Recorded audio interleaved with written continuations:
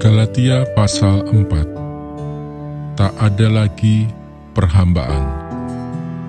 Yang dimaksud ialah, selama seorang ahli waris belum akil balik, sedikitpun ia tidak berbeda dengan seorang hamba. Sesungguh pun ia adalah tuan dari segala sesuatu, tetapi ia berada di bawah perwalian dan pengawasan sampai pada saat yang telah ditentukan oleh Bapaknya. Demikian pula kita, selama kita belum akil balik, kita takluk juga kepada roh-roh dunia. Tetapi setelah genap waktunya, maka Allah mengutus anaknya yang lahir dari seorang perempuan dan takluk kepada hukum Taurat. Ia diutus untuk menebus mereka yang takluk kepada hukum Taurat, supaya kita diterima menjadi anak. Dan karena kamu adalah anak, maka Allah telah menyuruh roh anaknya ke dalam hati kita, yang berseru, "Ya Aba, ya Bapa."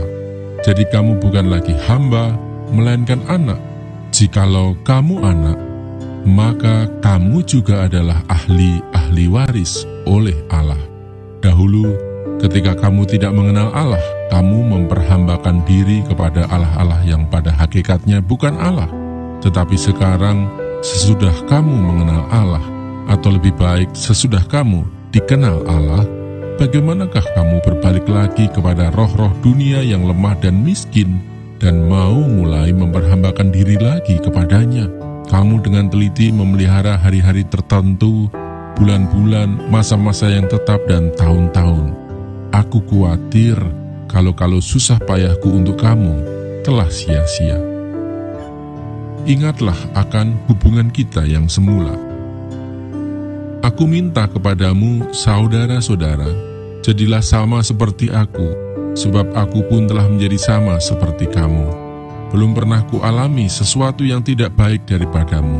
Kamu tahu bahwa aku pertama kali telah memberitakan Injil kepadamu oleh karena aku sakit pada tubuhku. Sungguh pun demikian keadaan tubuhku itu, yang merupakan pencobaan bagi kamu, namun kamu tidak menganggapnya sebagai sesuatu yang hina dan yang menjijikkan. Tetapi kamu telah menyambut aku, sama seperti menyambut seorang malaikat Allah, malahan sama seperti menyambut Kristus Yesus sendiri. Betapa bahagianya kamu pada waktu itu. Dan sekarang, di manakah bahagiamu itu? Karena aku dapat bersaksi tentang kamu, bahwa jika mungkin, kamu telah mencungkil matamu dan memberikannya kepadaku. Apakah dengan mengatakan kebenaran kepadamu aku telah menjadi musuhmu? Mereka dengan giat berusaha untuk menarik kamu, tetapi tidak dengan tulus hati, karena mereka mau mengucilkan kamu, supaya kamu dengan giat mengikuti mereka. Memang baik kalau orang dengan giat berusaha menarik orang lain dalam perkara-perkara yang baik, asal pada setiap waktu dan bukan hanya bila aku ada di antaramu.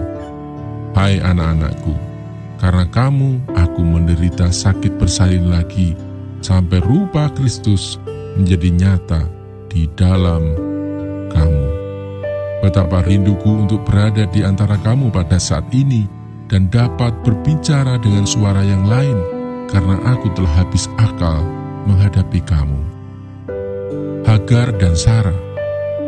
Katakanlah kepadaku, hai kamu yang mau hidup di bawah hukum Taurat, tidakkah kamu mendengarkan hukum Taurat? Bukankah ada tertulis bahwa Abraham mempunyai 2 anak, seorang dari perempuan yang menjadi hambanya dan seorang dari perempuan yang merdeka? Tetapi anak dari perempuan yang menjadi hambanya itu diperanakkan menurut daging, dan anak dari perempuan yang merdeka itu oleh karena janji. Ini adalah suatu kiasan, sebab kedua perempuan itu adalah 2 ketentuan Allah. Yang satu berasal dari Gunung Sinai dan melahirkan anak-anak perhambaan, itulah Hagar. Hagar ialah Gunung Sinai di tanah Arab, dan ia sama dengan Yerusalem yang sekarang, karena ia hidup dalam perhambaan dengan anak-anaknya. Tetapi Yerusalem surgawi adalah perempuan yang merdeka, dan ialah ibu kita, karena ada tertulis, "Bersukacitalah, hai si mandul yang tidak pernah melahirkan. Bergembira dan bersorak-sorailah, hai engkau yang tidak pernah menderita sakit bersalin. Sebab yang ditinggalkan suaminya akan mempunyai lebih banyak anak daripada yang bersuami. Dan kamu, saudara-saudara, kamu seperti Ishak, adalah anak-anak janji.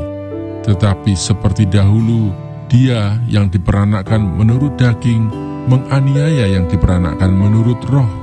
Demikian juga sekarang ini. Tetapi apa kata nas kitab suci? Usirlah hamba perempuan itu beserta anaknya, sebab anak hamba perempuan itu tidak akan menjadi ahli waris bersama-sama dengan anak perempuan merdeka itu. Karena itu, saudara-saudara, kita bukanlah anak-anak hamba perempuan, melainkan anak-anak perempuan merdeka.